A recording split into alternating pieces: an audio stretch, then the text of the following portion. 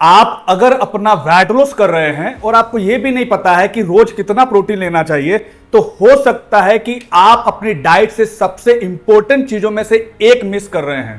काफी सारे लोगों को आपने बोलते हुए सुना होगा कि मैं कम खा रहा हूं फिर भी मेरी बॉडी लूज लग रही है। ऐसा क्यों?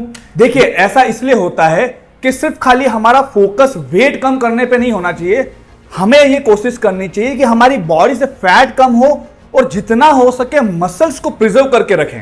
अब सवाल यह आता है कि हमें प्रोटीन कितना लेना चाहिए। देखिए, अगर हम बात करें प्रैक्टिकल रेंज की और वो भी एक्टिव एडल्ट्स की, तो उनका पर बॉडी वेट के अकॉर्डिंग 1.2 से लेकर के 1.6 ग्राम हो सकता है, और वो भी डिपेंड करता है उनकी एज, उनकी एक्टिविटी, उनका बॉडी कॉम्पोजिशन और उनकी हेल्थ। बिकॉज इन कंडीशंस के अकॉर्डिंग उनका पर डे का प्रोटीन इंटेक बदल सकता है। अगर मान लो आपका वेट 70 केजी है, अब 70 केजी के अकॉर्डिंग अगर हम 1.2 से उसको मल्टीप्लाई करें तो आपका पर डे का प्रोटीन होता है 84 ग्राम के आसपास।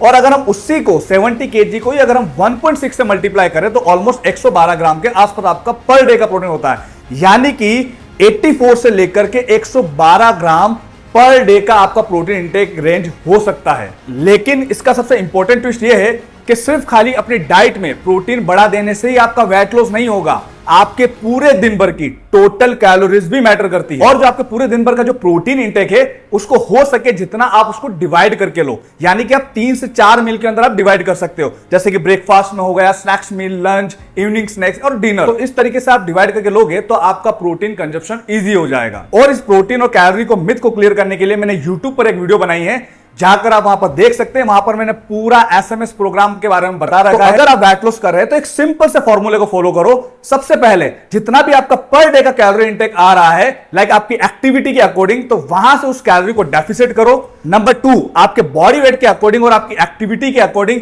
आपका जो पर डे का प्रोटीन है उसको इनफ करो। And number 3, strength training add करो। लाइक आप अगर जूम वर्कआउट कर रहे हैं तो डंबल ट्रेनिंग्स, वेट ट्रेनिंग्स आपको ये ऐड करना है। और नंबर 4, आपके पर डे की एक्टिविटी पर भी ध्यान दो, यानी कि कैलोरी डेफिसिट प्लस आपका इनफ प्रोटीन प्लस आपका स्ट्रेंथ ट्रेनिंग एंड प्लस आपका एक्टिविटी। और अगर आप चाहते हैं कि मैं अगली वीडियो में यह बताऊं कि 70, 80 और 90 केजी के पर्सन को पर डे कितना प्रोटीन और क्या क्या खाना चाहिए, तो कमेंट में लिखिए प्रोटीन प्लान। और ऐसे ही प्रैक्टिकल और फिटनेस नॉलेज के लिए मुझे फॉलो कर सकते हैं। Thank you.